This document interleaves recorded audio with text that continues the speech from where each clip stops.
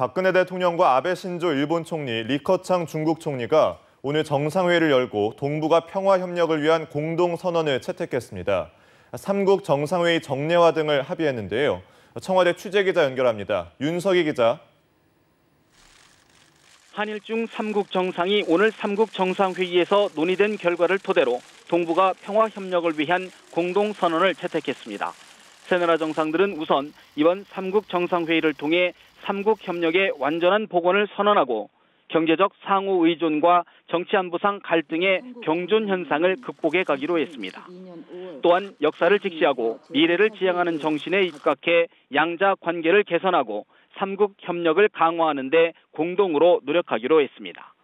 구체적으로는 3국 정상회의를 정례화하고 3국 협력사무국의 역량을 강화하기로 했습니다.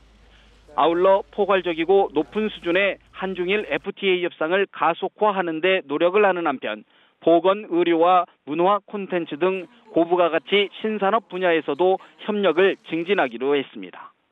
북핵 등 한반도 정세와 관련한 3국의 공동 메시지를 발신하는 한편 육자회담 등 한반도 비핵화에도 노력하기로 뜻을 모았습니다. 아울러 우리의 동북아개발은행 설립에 일본과 중국 양국이 주목하고 사이버 안보와 대테러 분야의 협력도 강화하기로 했습니다. 네, 일본 아베 총리와 리커창 중국 총리, 이번 3국 정상회의 성과에 대해서 어떤 평가를 내놨습니까? 아베 신조 일본 총리는 한국어로 안녕하십니까라고 인사하며 공동 기자회견을 시작했는데요.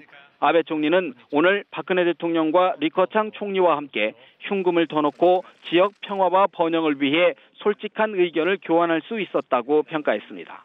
경제 분야에선 자유롭고 공평한 경제를 만드는 TPP 환태평양 경제 동반자 협정에 잠정 합의를 이뤘지만 일본과 한국, 중국 간 자유무역협정 FTA 협상의 가속화가 필요하다고 강조했습니다.